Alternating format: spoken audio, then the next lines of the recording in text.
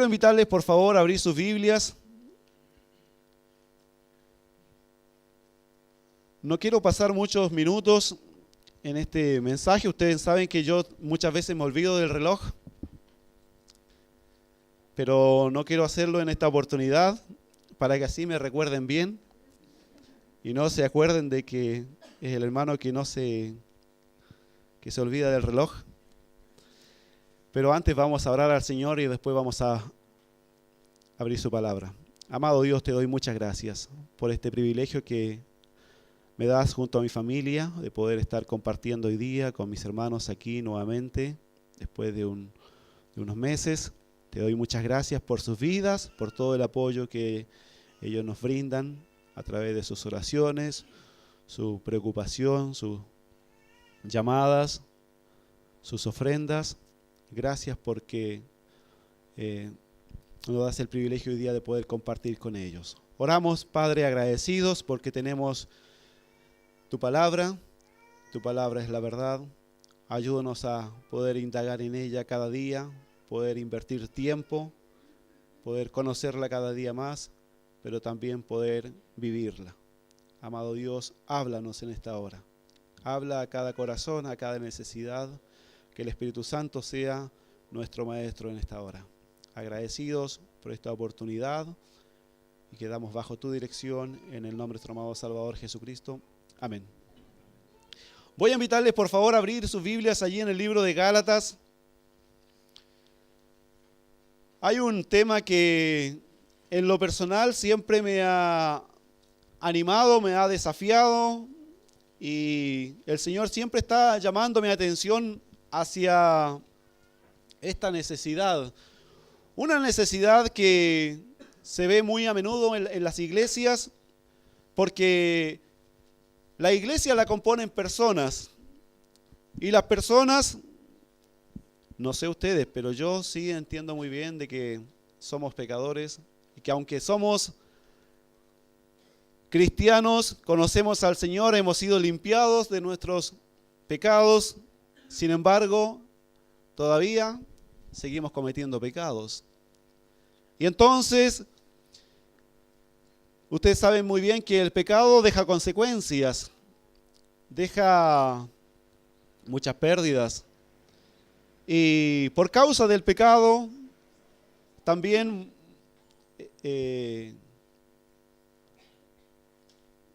muchas veces suceden cosas en la iglesia que no se trata al pecador, estoy hablando de hermanos que han caído en pecado, pero que no se les trata como la Escritura nos enseña a proceder con ellos. Hay un pasaje allí en el libro de Gálatas que quiero que podamos leer. Gálatas capítulo 6.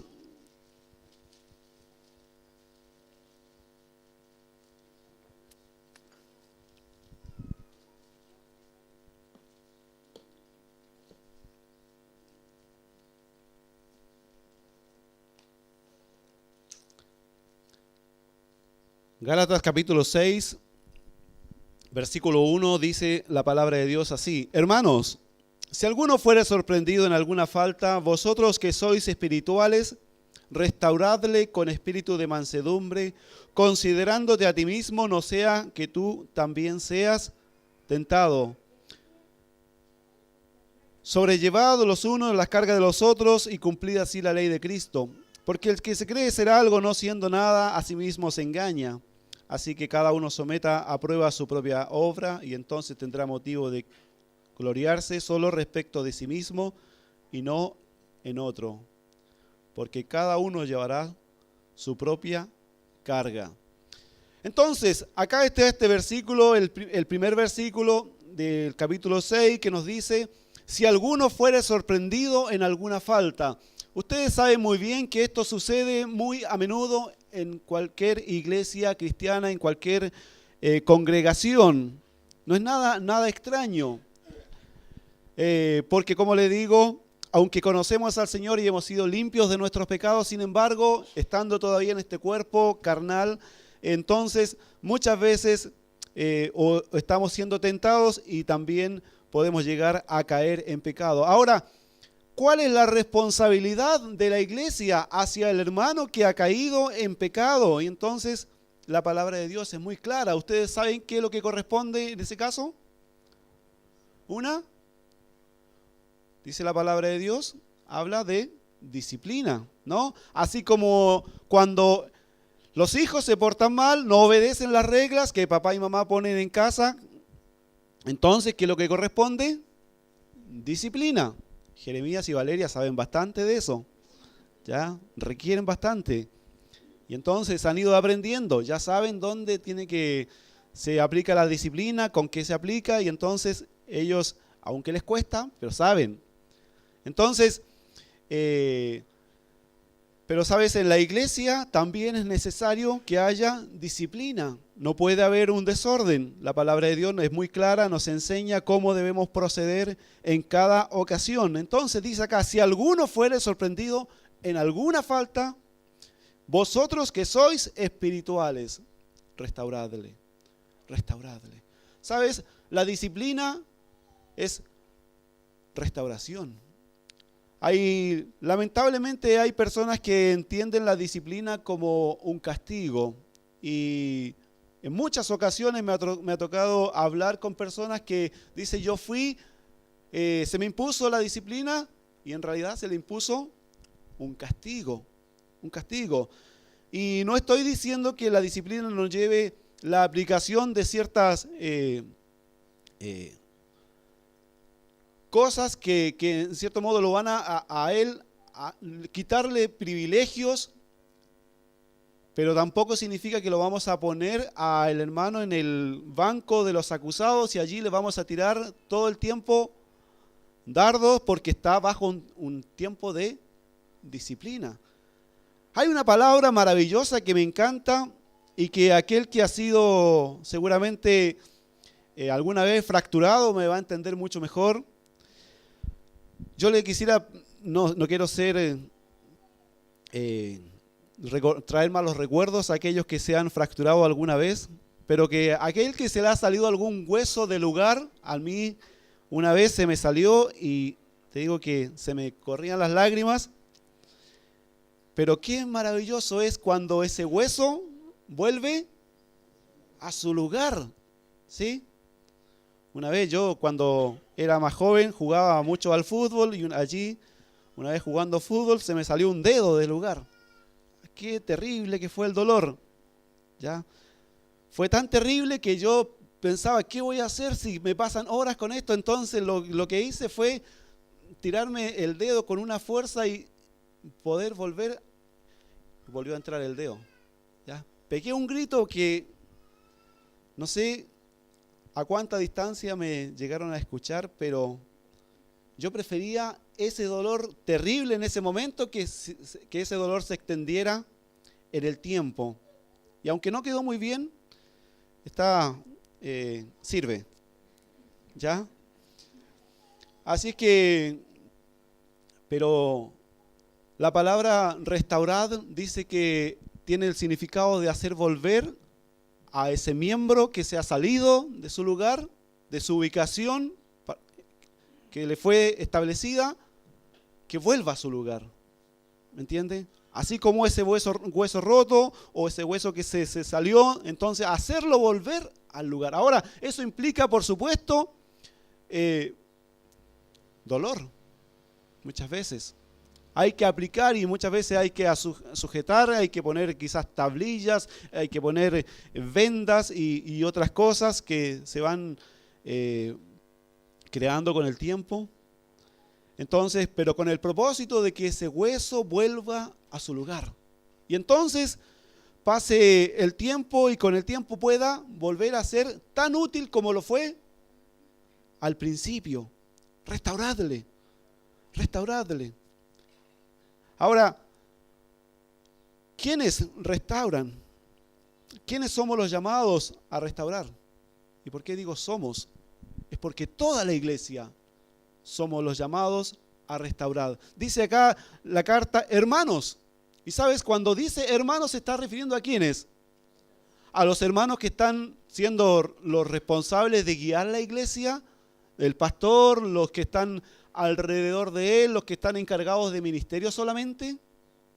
No, la palabra de Dios nos dice a todos, hermanos, si alguno fuera sorprendido en alguna falta, vosotros, y ahí viene un desafío y algo de lo cual nosotros también tenemos que desafiarnos a hacer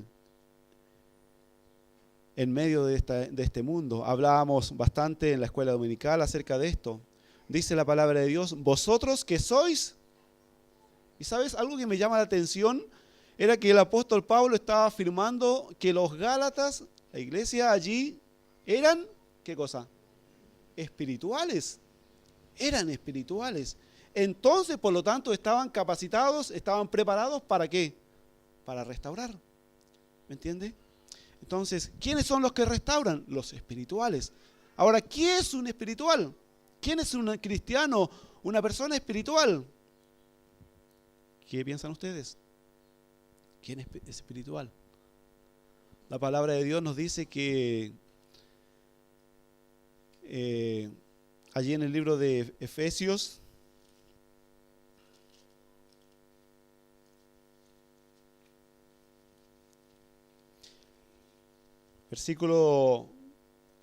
capítulo 5, versículo 18, nos dice lo siguiente. No os embriaguéis con vino, en lo cual hay disolución, antes bien sed llenos del Espíritu. Y va a decir el versículo 19, hablando entre vosotros con salmos, himnos y cánticos espirituales, cantando y alabando al Señor en vuestros corazones, dando siempre gracias por todo al Dios y Padre, en el nombre de nuestro Señor Jesucristo. Dice algo importante allí en el versículo 18, antes bien, sed llenos del Espíritu. ¿Quién es la persona, quién es el cristiano espiritual?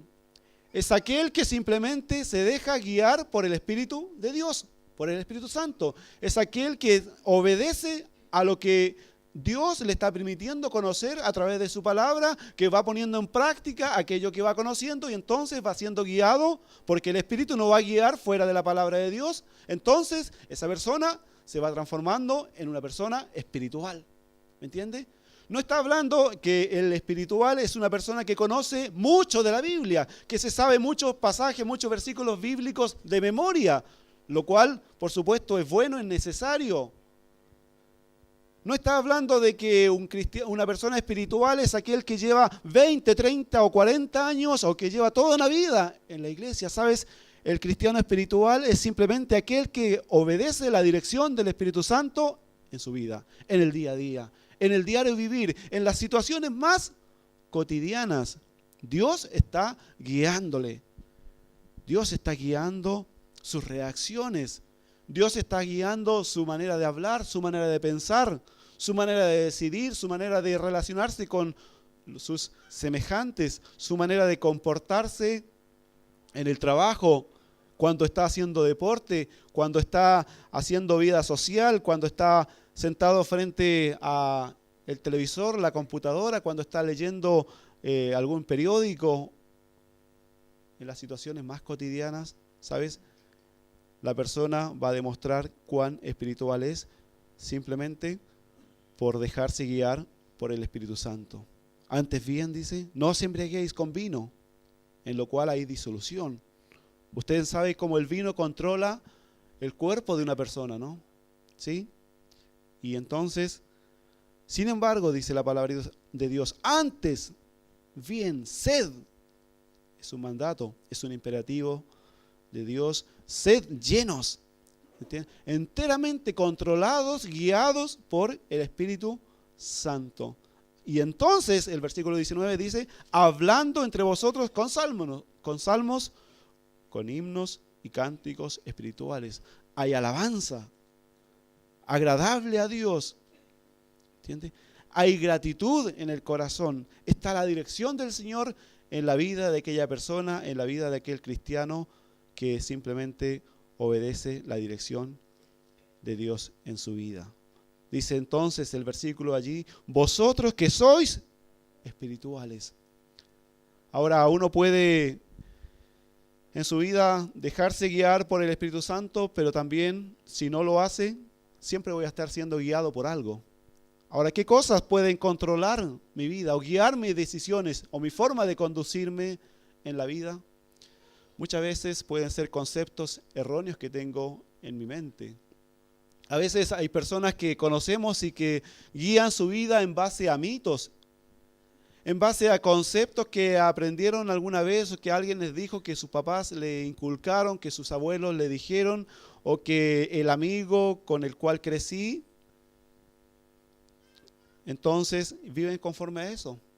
Entonces están siendo guiados, su vida está siendo guiada, y entonces ahí los resultados, las consecuencias, porque están obedeciendo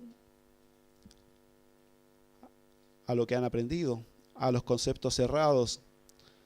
Hay personas que muchas veces están siendo guiados por su vida, sus decisiones están siendo guiadas por un cierto autor de algún libro, cierta literatura. Entonces su forma de pensar y por lo tanto su forma de decidir, de comportarse en la vida es de acuerdo a lo que están recibiendo de aquel autor. Y ustedes quizás conocen mucho de aquello.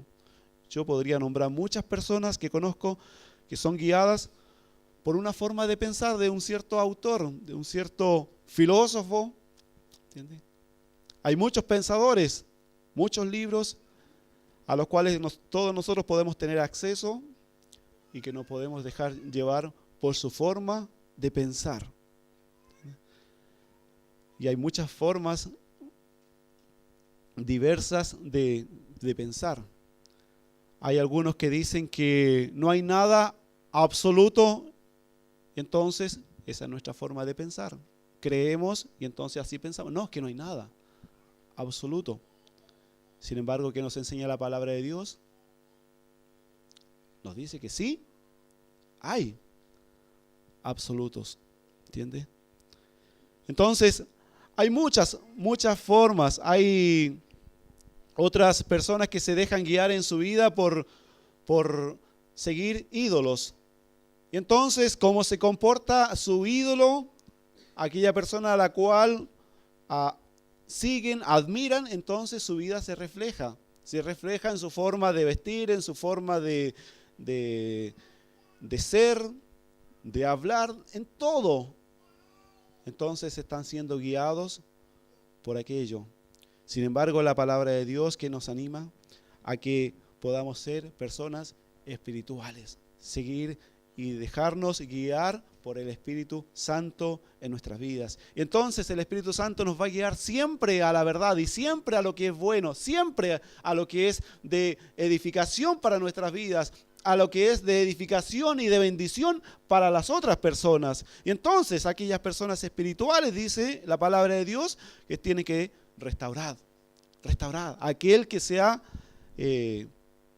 desviado del camino, aquel que ha equivocado su manera de decidir y entonces ha quedado enredado en el pecado y en las consecuencias.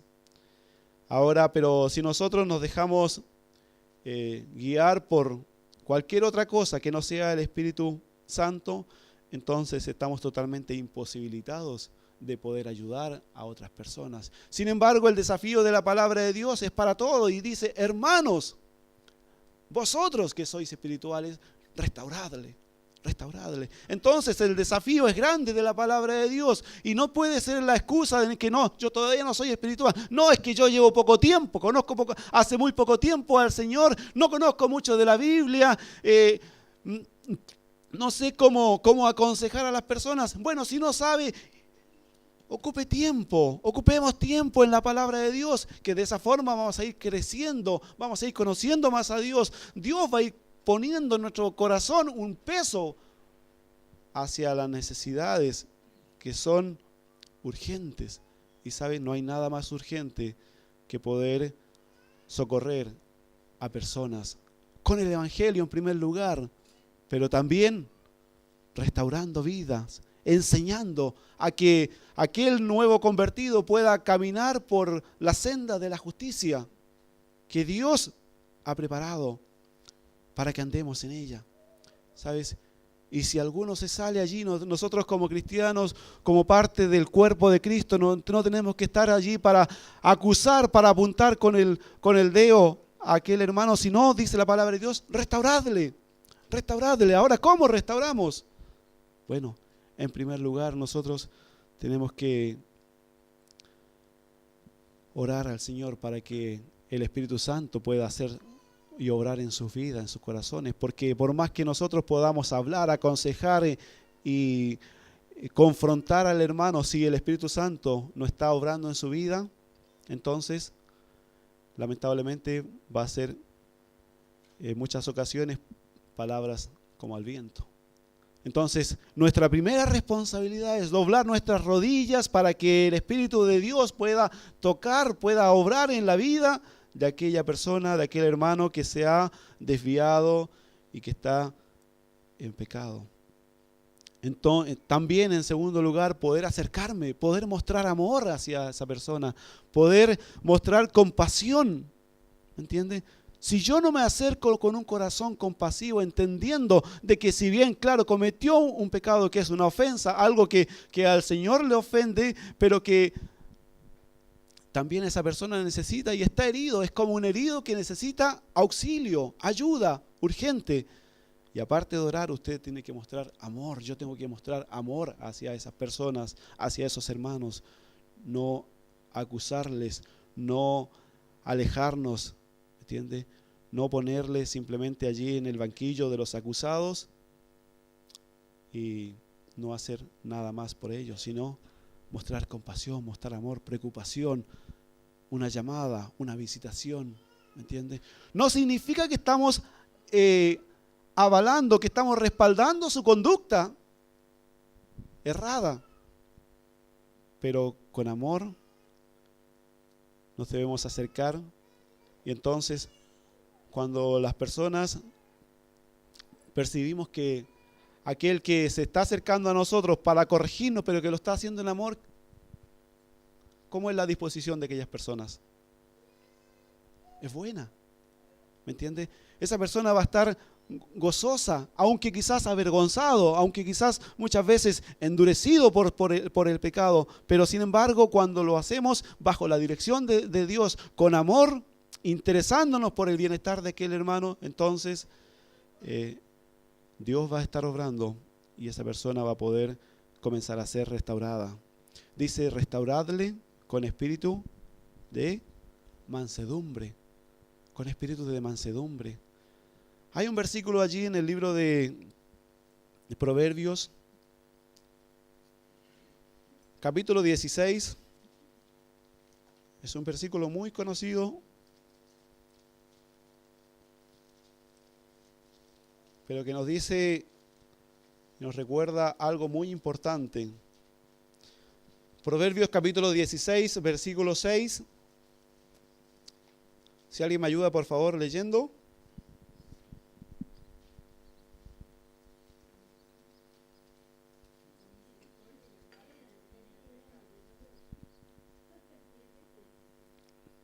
Muy bien. Siga, por favor. ¿Sí? Muchas gracias. Con misericordia y verdad se corrige el pecado, dice. Con misericordia, ¿ves? Con misericordia y siempre guiado por la verdad. Con mansedumbre, dice también Gálatas, allí donde estamos. Con mansedumbre. Entonces, aquel que está queriendo restaurar a un hermano tiene que acercarse con mansedumbre, ¿entiende? Teniendo tacto. No puedo acercarme a un hermano y decirle, vos que eres un vil pecador, arrepiéntete. ¿Ah?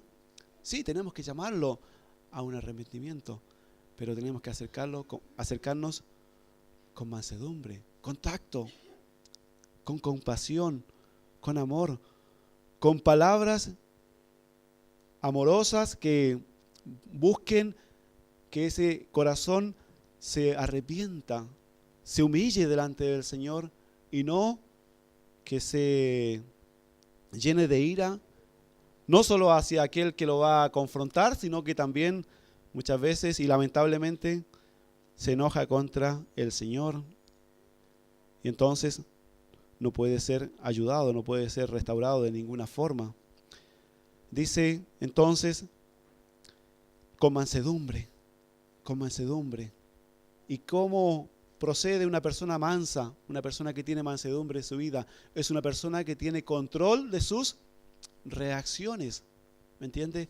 Es una persona que, aunque quizás tiene enojo en su corazón, quizás tiene tristeza y quizás hay ocasiones que quisiera darle una cachetada, pero tiene control y habla lo que es adecuado, habla lo que es necesario, habla lo que es oportuno, habla la palabra de Dios, habla el consejo de Dios, y entonces también tiene paciencia para que el Espíritu de Dios obre en el corazón de aquellas personas.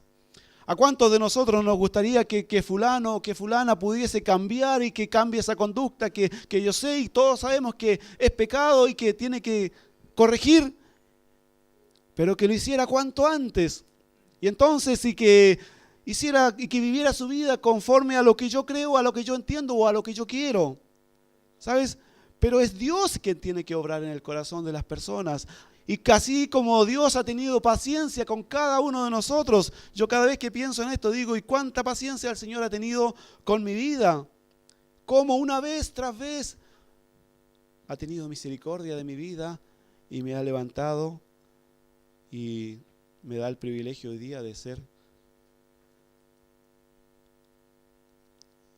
un colaborador en su obra. Qué privilegio tan grande. Pero, ¿qué hubiese sido si cuando fue necesario nadie se hubiese acercado a mi persona para procurar ayudarme?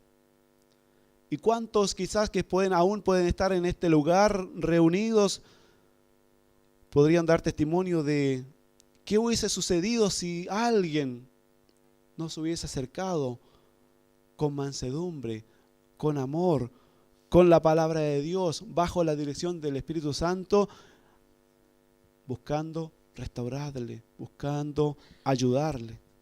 ¿Sabes qué privilegio maravilloso es llevar a una persona a Cristo? ¿Sabes? Es maravilloso. Hay gozo en el cielo, dice. Y aquel que tiene el privilegio de guiar a alguien a Cristo, ustedes saben, los que han tenido ese privilegio, cuánto gozo hay en el corazón por tener esa experiencia de ver, de poder ser testigo cuando una persona pasa de muerte a vida. Pero sabes, hay un gozo similar, un gozo tan grande de poder ayudar a personas cuando están allí enredadas por el pecado, por la maldad, y están alejados de Dios y no quieren saber nada muchas veces, pero que usted cuando se comienza a acercar, comienza a orar, comienza a trabajar en su vida, y llega el momento en que esa persona vuelve a ser uno más y vuelve a ser un siervo útil en las manos del Señor, ¿sabes? Es maravilloso, es maravilloso.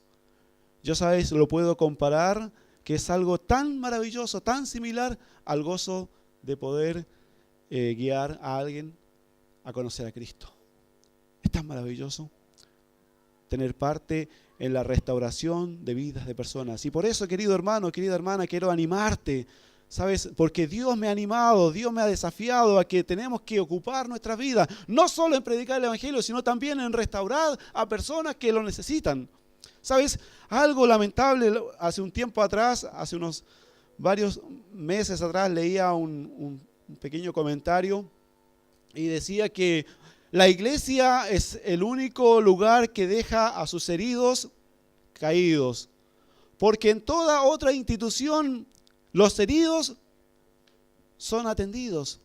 Hay preocupación, ¿me entiendes? Hay un herido allí en batalla y los soldados no lo dejan allí. Se preocupan de poder ayudarlo, de poder asistirlo, y si no hay una asistencia oportuna, se preocupan de poder llevarlo, acercarlo a algún lugar. ¿Sabe? Si usted ve el mundo animal, cuando hay alguien herido, ¿qué hacen los animales? No lo desamparan, no lo dejan solos, pero ¿saben? Lamentablemente, en la iglesia muchas veces sucede esto. Hay heridos por causa del pecado. ¿Me entiendes? Y entonces allí, lamentablemente, a veces nuestro trabajo no está enfocado en restaurar, sino en causar más dolor. En causar más dolor. En trabajar para que esas heridas no sanen. Y entonces, por supuesto, ¿quién es el más feliz de todo aquello? El enemigo. El enemigo. Porque entonces va allí poco a poco ganando lugar en la iglesia, va causando división, va causando problemas, va causando enemistades, entonces va eliminando obreros que podrían ser útiles en la mano del Señor, que ahora son simplemente esclavos del pecado. Y yo, que teniendo el tal privilegio de poder ayudar a alguien, no lo hago, sino más bien critico o me separo y no hago nada. Entonces, sin embargo, la palabra de Dios, que con espíritu de mansedumbre podamos restaurar, dice, considerándote a ti mismo, no sea que tú también seas tentado. Y aquí tenemos que tener ojo con esto. Atento, dice, a nuestras debilidades. Atento a que nosotros no somos nadie especial o que no somos alguien superior o mejor a aquel que estamos queriendo ayudar o que estamos queriendo restaurar. ¿Sabes? Allí en el libro de 1 Corintios capítulo 10, versículo 12, hay un versículo muy conocido. Seguramente lo podríamos decir de memoria todos. Y el que piensa estar firme, mire que no caiga. Ojo con eso, ojo con eso. Acá dice, considerándote a ti mismo, no sea que tú también seas tentado. ¿Ves? Pero aquel que está siendo guiado por el Espíritu Santo, que está obedeciendo a Dios en su vida, está guardando la palabra de Dios, entonces está preparado para poder restaurar con mansedumbre, con temor, atento a sus propias debilidades y va a poder ser de bendición a otras personas. Hay un versículo allí en el libro de Romanos capítulo 11 que creo que podamos leer.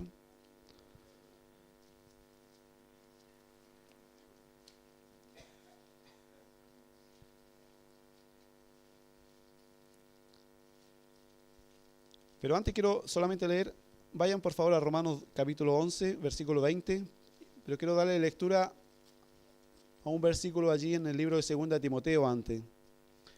2 de Timoteo capítulo 2, versículo 25, escúchenos por favor. Dice que con mansedumbre, hablando del siervo de Dios, ¿qué tiene que hacer? Con mansedumbre corrija a los que se oponen, hablando de personas que quizás se van a levantar muchas veces en la iglesia, a veces incluso con doctrinas erradas, pero que tenemos que confrontar, tenemos que enfrentar aquello, dice. ¿Pero cómo lo hacemos? Con mansedumbre. Corrija a los que se oponen, dice, por si quizás Dios les conceda que se arrepientan para conocer la verdad y escapen del lazo del diablo en que están cautivos a voluntad de él. Vamos por favor ahora a Romanos capítulo 11, versículo 20. ¿Qué dice la palabra de Dios allí? Si alguien por favor me ayuda leyendo.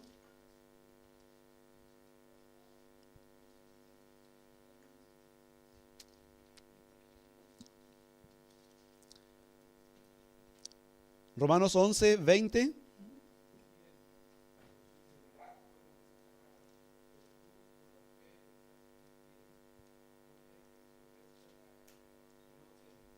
Muchas gracias. Acá el contexto está hablando acerca de el pueblo de Israel que fue puesto en disciplina y que el plan de Dios que tenía para con él está hoy día en pausa a causa de que ellos desecharon al Salvador, desecharon al Mesías. Entonces se abre la puerta, se abre la oportunidad para que aquel que es gentil pueda conocer a Cristo, pueda tener salvación a través de la obra del Señor Jesucristo. Y allí va a dar toda una descripción maravillosa de aquello y le va a decir, pues las ramas fueron desgajadas para que yo fuese injertado. Dice, bien, Buenísimo. Por su incredulidad, ¿ves? El pueblo de Israel no creyó en el Señor Jesucristo. Fueron de jajada, dice. Pero tú, hablando a los gentiles, a quienes son parte de la iglesia, o sea, a todos nosotros, dice, estás, por la fe estás en pie. Sin embargo, dice, no te ensoberbezcas, sino ¿qué cosa? Teme. Porque Dios tiene un plan especial y lo mantiene para con su pueblo. Sin embargo, nosotros, por misericordia, por la gracia de Dios, tenemos salvación, pero no somos mejores que ellos porque hayamos creído en Cristo. Es la gracia de Dios que nos alcanzó. ¿Y qué tenemos que hacer? Temer al Señor. Temer al Señor y andar siendo guiados por Él. Dice el libro de Proverbios, capítulo 28. Quiero llevarles allí, por favor.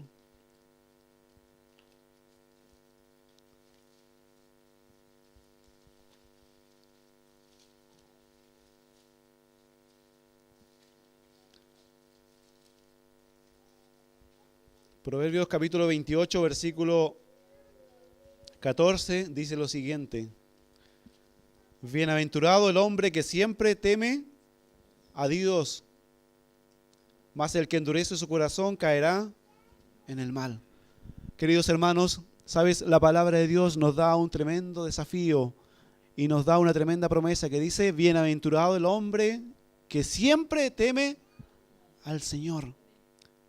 Y sabes, qué privilegio es conocer al Señor, pero qué privilegio más grande es poder también tener parte en su obra, que siendo tal cual somos, cada uno de nosotros nos conocemos y el Señor nos conoce cómo somos, cuáles son nuestras fallas, cuáles son nuestras debilidades. Sin embargo, si tememos al Señor, podemos ser útiles en sus manos, podemos ser de bendición en muchas vidas, en muchas personas, ¿sabes? Y no lo descubrimos a menos que podamos, que nos atrevamos a ser instrumentos en las manos del Señor. Qué privilegio, como les decía yo, es poder ser y servir al Señor. Y quiero animarles, queridos, a que podamos desafiarnos a ser personas espirituales, a ser cristianos que obedecen en todo momento la dirección del Espíritu Santo, a que están queriendo tomar decisiones sabias en sus vidas, a que en primer lugar a quien le consultan por tomar una decisión es al Señor y no a otra persona, no al horóscopo como muchos lo hacen. Ustedes van a decir, sí, pero no, eso sucede en el mundo, ¿no? Sabes que yo lo he visto y sabes muchísimas veces en la iglesia. ¿Ah? He conocido aún personas cristianos, que le consultan a las cartas para tomar una decisión. ¿Ah? Es triste, ¿no? Pero, ¿sabes? Dios nos llama y nos desafía a ser personas espirituales, porque cuando somos personas espirituales, entonces estamos capacitados para ayudar, para llevar el evangelio, para restaurar vidas, para ayudar a otros a que se acerquen al Señor, para que muchos más puedan ser siervos útiles en las manos del Señor. Y entonces la obra del Señor va a crecer, va a avanzar, y entonces el gozo en el cielo va a ser maravilloso. Qué privilegio, queridos hermanos, es poder servir al Señor. No te pierdas ese privilegio. Y si hay algo en tu corazón que estás guardando y que quizás poco a poco te va enfriando, te va alejando del Señor, ¿sabes? La palabra de Dios dice, bienaventurado el varón que siempre teme al Señor. Querido, querida, teme al Señor. Arrepiéntete. Busca al Señor, acércate a Él, ¿sabes? Y serás y disfrutarás de la paz del Señor y serás útil en sus manos, ¿sabes? No hay privilegio más maravilloso en este mundo que servir al Señor, ¿ya? No pierdas ese tremendo privilegio y también de poder ser de bendición en otras vidas. Porque la Escritura dice allí en el libro de Corintios que cuando nosotros somos de bendición, ¿sabes? eso va a redundar en muchas acciones de gracia. ¿En dónde? Delante del Señor. ¿Sabes? Porque hay personas que van a agradecer al Señor por tu vida, por mi vida, por la obra, por la labor que hacemos. Y no tenemos que hacer grandes cosas, como le digo, pero es algo maravilloso y que quizás acá en este mundo no tiene un gran valor, pero para el cielo, para el Señor, tiene un valor incalculable. Invertir en vidas de personas, trabajar en vidas de personas, llevar personas a Cristo, restaurar hermanos que puedan estar siendo enredados o que estén siendo esclavos del pecado. Vamos a dar gracias al Señor por su palabra y terminar este tiempo juntos.